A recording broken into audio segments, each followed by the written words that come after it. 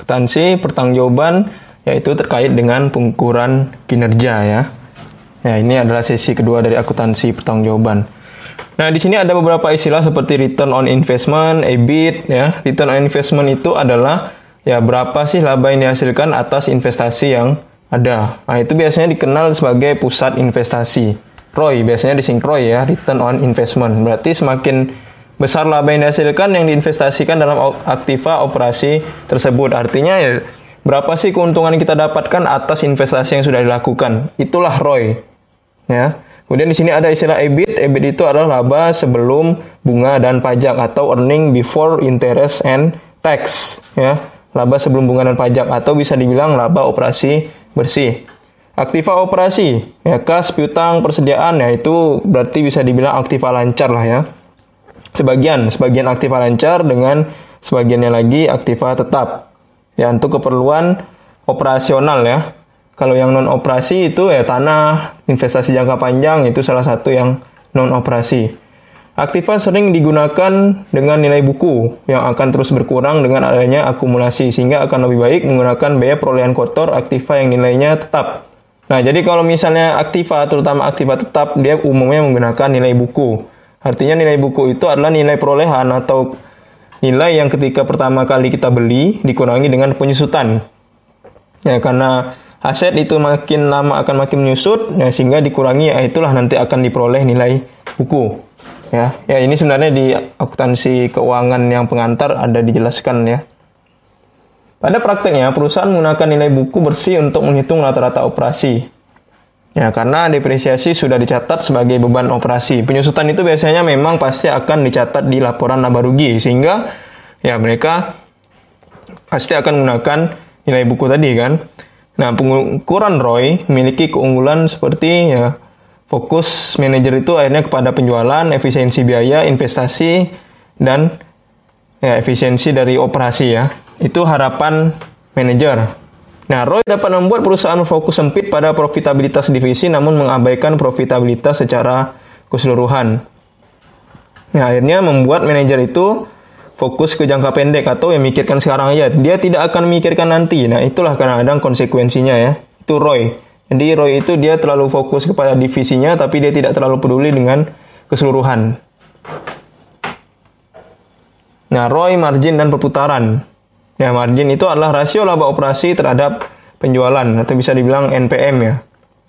Net profit margin. Jadi dia itu berapa sih rasionya terhadap penjualan terhadap labanya gitu kan. Bagian dari penjualan yang tersedia untuk bunga, pajak, dan laba. Perputaran adalah ukuran yang dihitung dengan membagi pendapatan dalam bentuk penjualan dengan aktiva operasi rata-rata. Hal ini menunjukkan seberapa produktif aktiva yang digunakan untuk menghasilkan penjualan. Margin dilakukan dengan meningkatkan penjualan, mengurangi beban operasi dan beban admin. Beberapa manajer fokus ke margin namun mengabaikan perputaran. Dana berlebihan dalam bentuk aktiva akan menurunkan angka ROI. Nah, kenapa? Karena kalau misalnya ROI itu kan di atasnya itu ya pembilang ya, pembilangnya itu adalah laba kan. Jadi kalau misalnya laba dibagi dengan aktiva lancarnya atau aktiva ya kas itu berlebihan, otomatis itu akan mengurangi nilai ya ROI-nya. Ini seandainya ROI laba itu adalah 1, aset itu adalah 2, berarti kan dapat 0,5. Nah, kalau misalnya asetnya itu jadi 3, jadi 1/3, nilainya dari 0,25 menjadi 0,33 kan. Akhirnya menjadi semakin kecil. Ya. Atau misalnya 1/4. Nah, berarti 0,25. Dari 0,5 menjadi 0,33 menjadi 0,25. Nilainya semakin kecil. Kalau misalnya itu tadi kan, nah efek dari ROI. Asetnya itu terlalu besar dibandingkan dengan labanya, akhirnya membuat ya dia itu nilai ROI-nya itu kecil. Laba atas investasinya itu, laba atas aktivanya itu kecil. Ya, makanya ya kalau misalnya perusahaan itu normalnya dia tidak berlebihan aktivanya, setandar dengan laba yang mereka peroleh. Nah, di sini ada analisis DuPont ya, mempelopori penggunaan RPI ya, dan mengakui pentingnya melihat margin dan perputaran sekaligus untuk menilai kinerja manajer. ROI dapat membandingkan dengan imbal hasil dari pusat investasi. Perubahan ROI dipengaruhi oleh penjualan, ya beban, sama aktiva. Jadi kalau misalnya ROI, itu kan tadi saya sudah bilang ya, laba dibagi dengan aktiva kan. Nah, unsur laba itu ada pendapatan dan beban. Kemudian ada, ya kalau misalnya aktiva, itu berarti ada aktiva lancar sama aktiva tetap kan. Nah, itulah unsur-unsur yang mempengaruhi perubahan ROI atau return on investment. Nah, ini contoh perhitungan ROI. Jadi laba bersih bagi penjualan kalikan penjualan bagi rata-rata aktivitas operasi. Laba operasi bersihnya itu adalah 10 juta, penjualan adalah 100 juta dikali dengan penjualan 100 juta tadi, rata-rata aktivitas operasi ya 50 juta. 10 bagi 100 kalikan 100 bagi 50, atau bisa dibilang di sini 0,1 dikalikan dengan 2 ya. 10 atau 10% kali 2, hasilnya adalah 20%. Ya, bisa juga nanti 500. Oke, ini contoh lainnya. Manajer mampu meningkatkan penjualan sebesar 10% tanpa adanya kenaikan aktiva operasi. Karena penjualan mengakibatkan beban operasi meningkat sebesar 7,8%. Oke, ini 110 ya. Karena dia bilang meningkatkan penjualan, berarti 100 tambah 10, ya 110%. Kalikan 100 juta yang tadi penjualan, 110 juta, ya kemudian, ya di sini ada 107,8, itu adalah beban operasinya ya. Jadi dia bilang penjualan meningkat 10%, tapi beban operasi meningkat juga sebesar 7,8%. Nah, makanya penjualan ini 110 kalikan 100 juta, 107,8 itu berarti 100 tambah 7,8 dikalikan dengan 90 juta, itu beban operasinya ya. Hasilnya 97,02. 110 juta dikurangkan dengan 97 juta 20 ribu, hasilnya adalah 12 juta 980. Ini sebenarnya bergeser ya. Seharusnya 110 juta itu di sebelah sini, cuman dia tiba-tiba jadi sini karena ada bergeser. Nah, langsung aja masukkan 12 juta 980 di sini, 110 juta di sini ya. 110 juta, 50 jutanya masih tetap. Dapatlah 25,96. Awalnya adalah 20%. Nah, ketika ada peningkatan, ternyata ROI-nya juga meningkat 25,96%. Ya, bisa dibilang ini sebagai tanda yang cukup bagus ya. Karena dia itu sebenarnya bisa dilihat dari penjualannya udah lebih besar meningkatnya daripada si beban. Ya, penjualan ningkatnya 10%, sementara beban operasi itu ningkatnya hanya 7,8%. Nah, dia kan ya peningkatan dari penjualan itu lebih besar daripada peningkatan bebannya. Ya, berarti masih tergolong cukup bagus ya. Tapi kalau penjualan itu meningkat 10%, beban itu meningkat sampai 20%, berarti itu sudah tidak bagus. Ya, berarti tidak efisien. Ya, di sini sudah kita lihat hasil akhirnya juga bagus ya, 25%, lebih besar dari yang 20% ini. Kritik terhadap ROI, membuat manajer untuk meningkatkan ROI saja tidak cukup menguntungkan. Memang, jadi kalau misalnya kita itu mengevaluasi manajer, menilai manajer itu berdasarkan ROI saja, itu salah. Karena ya masih banyak hal-hal lain yang perlu diperhitungkan, dipertimbangkan, yang dilihat ya untuk mengambil kebijakan. Tidak semudah itu untuk menilai suatu perusahaan itu hanya melihat dari ROI-nya saja. Laba residu, agar ROI tidak menciptakan investasi yang menguntungkan perusahaan namun mengurangi ROI divisi, akhirnya ada istilah EVA atau Economic Value Added. Berapa nilai tambah yang akan diperoleh perusahaan jikalau perusahaan melakukan ini, melakukan itu, dan melakukan hal-hal lainnya. Nah, itulah dianalisis dari EVA, Economic Value Added. Ya, nilai tambah ekonomisnya. Laba residu adalah laba operasi setelah pajak dikurang dengan total biaya modal. EVA plus berarti dia akan menciptakan nilai tambah atau kekayaan bagi dirinya kan. Jadi EVA plus itu ya berarti bisa menciptakan kekayaan, nilai tambah ya bagi dirinya, dan sebaliknya berarti menyanyiakan modalnya. Nah, jangka panjang hanya perusahaan yang menghasilkan modal atau kekayaan saja yang bisa bertahan. Nah, sumber dana perusahaan itu bisa dari pinjam atau dari menerbitkan saham. Nah, kalau menerbitkan saham otomatis dia itu semacam menjual surat berharga ya untuk nanti diserahkan kepada para investor. Nah, ini perbandingan rumusnya ya. Nilai buku bersih awal kurang nilai buku bersih akhir dibagi 2, atau yang kedua margin kali perputaran, ada yang EVA. Biaya absorpsi. Ya, sebenarnya kalau dalam akuntansi manajemen itu ada istilah biaya variabel dan biaya absorpsi. Kalau absorpsi itu berarti semacam biaya penyerapan penuh. Kalau biaya variabel dia hanya mempertimbangkan biaya variabelnya saja. Nah, biaya manufaktur itu ya seperti bahan baku langsung, tenaga kerja langsung, dan overhead variabel. Sedangkan overhead tetap di satu periode dianggap sebagai beban periode berjalan. Nanti dengan adanya biaya variabel dan biaya absorpsi itu membuat biayanya akan berbeda. Nah, itu ya. Overhead tetap dianggap biaya yang selalu ada dan bukan sebagai komponen yang membentuk produk. Biaya admin dan pemasaran diperlukan sebagai beban periode berjalan.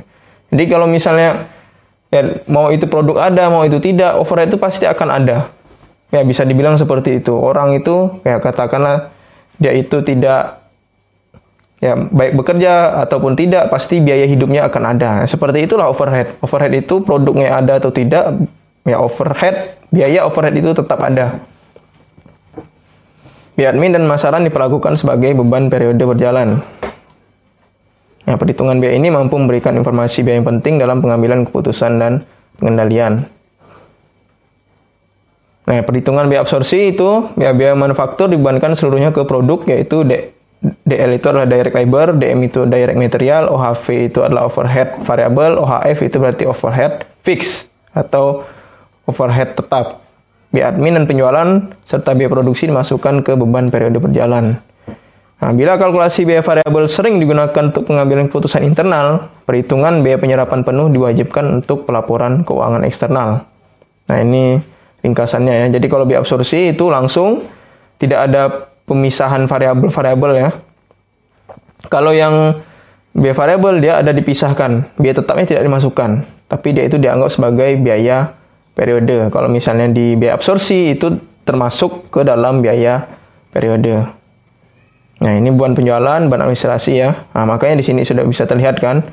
Overhead tetap kalau di biaya absorpsi itu dia masuk dalam biaya produk. Tapi kalau misalnya di biaya variabel, overhead tetap dia tidak masuk ke dalam biaya produk, tapi masuk ke dalam biaya periode. Nah, itu saja sebenarnya perbedaannya ya. Ya, tapi dengan adanya perbedaan seperti ini bisa membuat ya suatu biaya itu selisihnya jauh. Padahal dia hanya pemisahan seperti ini. Tapi bisa membuat selisih biayanya cukup jauh. Ya, antara biaya absorpsi dan biaya variabel. Padahal dia hanya ya perbedaan letak saja kan. Di sini overhead tetap dimasukkan ke biaya produk. Ya, kalau di sini overhead tetap dimasukkan dalam biaya periode. Itu saja sebenarnya. Tapi itu bisa membuat selisih biaya sangat jauh berbeda. Nah, kedua metode tersebut mempengaruhi nilai persediaan dan penetapan laba. Ini nilai produksi ya. Ini misalnya ada contohnya ya.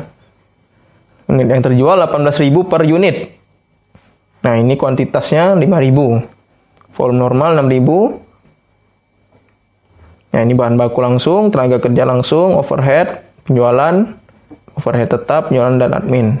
Oke, ini contoh informasi yang diperoleh oleh perusahaan ya. Bagaimana kalau menyusun laporan ya berdasarkan biaya absorpsi dan biaya variabel.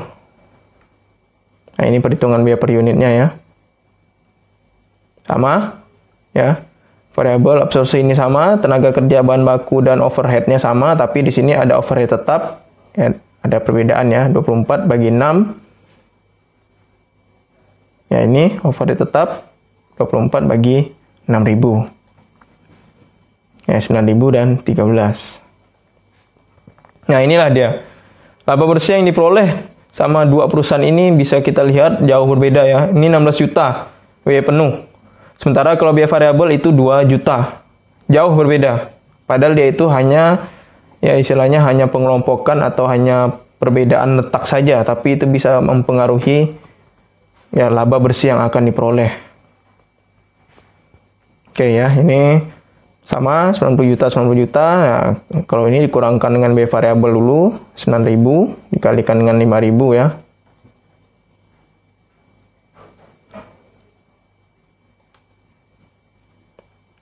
Nah, ini 10 juta. Terus 55 margin kontribusi baru dikurangkan dengan biaya tetap.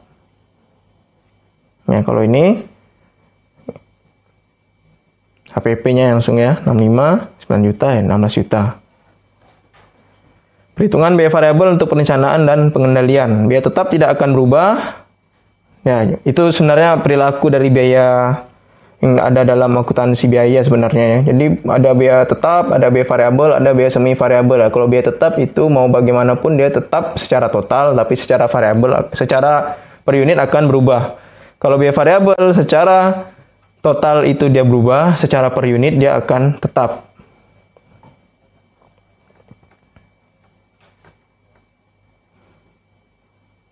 Ya, ini penyebabnya biaya overhead tidak dihitung pada laporan laba rugi sehingga menghasilkan biaya yang cukup besar dan cukup signifikan dapat mengurangi laba. Nah, ini kaitan antara produksi ya. Produksi lebih besar dari penjualan sama dengan laba bersih absorpsi lebih besar daripada laba bersih variabel. Produksi kurang lebih kecil daripada penjualan sama dengan laba bersih absorpsi dikurang laba bersih variabel. Segmen itu sebenarnya adalah semacam divisi atau bagian yang ada dalam perusahaan.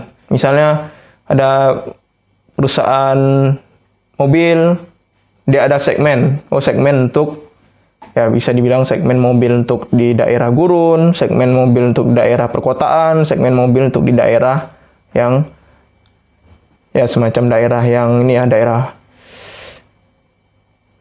ya untuk off-road.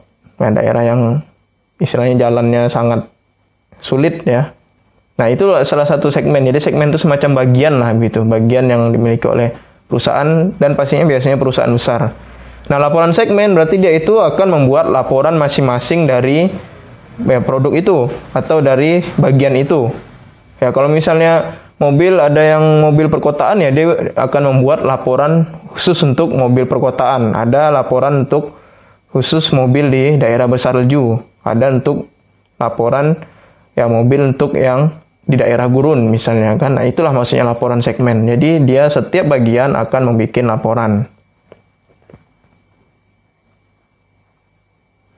Nah, sehingga dari situ kenapa sih diperlukan buat laporannya agar bisa mengetahui profitabilitas atau maksudnya itu mana sih yang lebih menguntungkan dari semua divisi yang kita punya itu mana sih yang menghasilkan untung cukup besar. Nah, seperti itulah maksudnya kan. Jadi harus dianalisa mana yang layak untuk diteruskan, mana yang layak untuk diberhentikan atau di-suspend, ditunda dulu sampai waktu yang belum tentukan. Nah, ini dasar perhitungan biaya ya. Biaya yang akan hilang apabila segmen ditutup atau dihapus. Kalau biaya tetap umum, dia akan tetap muncul.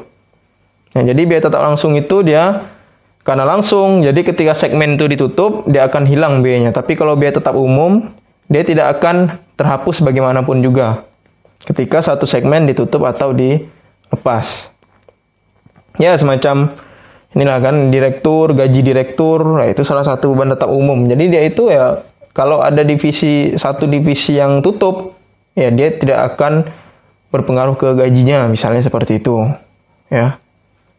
Ya, karena bisa jadi juga ditutup itu gara-gara memang tidak layak. Bukan karena karena rugi ya, bukan karena belum tentu juga karena rugi, tapi bisa jadi juga karena memang ya, segmen itu tidak layak atau tidak cocok, ya udah jadi ditutup saja. Karena pesaingnya juga semakin banyak. Nah, ini pelaporan segmen ya. Biaya aktivitas tingkat unit, tingkat kelompok produk, aktivitas tingkat produk, tingkat fasilitas. Nah, jadi kalau misalnya dalam suatu biaya, dia sebenarnya ada hierarki atau ada semacam susunan. Ada biaya tingkat unit, ada biaya tingkat batch, ya tingkat kelompok, ada juga biaya tingkat ya penopang fasilitas, sama biaya tingkat ya produk pendukung. Jadi ada tingkat fasilitas, ada tingkat pendukung, ada batch, ada unit.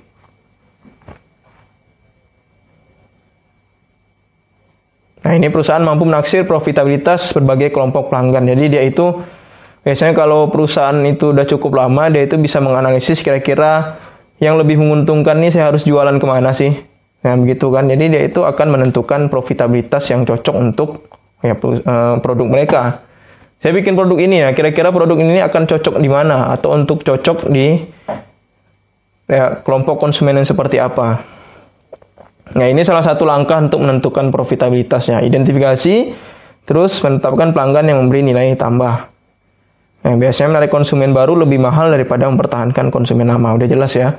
Karena kalau misalnya mempertahankan konsumen lama, dia itu tidak perlu banyak biaya, karena konsumen lama itu dia sudah cukup setia, dia sudah cukup tahu, dia sudah cukup kenal, jadi tidak perlu lagi diberikan layanan yang berbagai macam kan. Tapi kalau misalnya konsumen baru, karena dia itu baru, dia itu masih mencari-cari produk lain kan, maka dari itu agar kita bisa mendapatkan konsumen baru itu banyak biaya yang akan dikeluarkan, jasanya akan banyak dikeluarkan, ya biaya-biaya lain akan dikeluarkan, promosi salah satunya. Karena dia belum kenal dengan produk kita, jadi harus dimasukkan biaya promosi.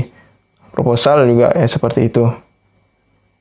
Semoga bisa dipahami ya.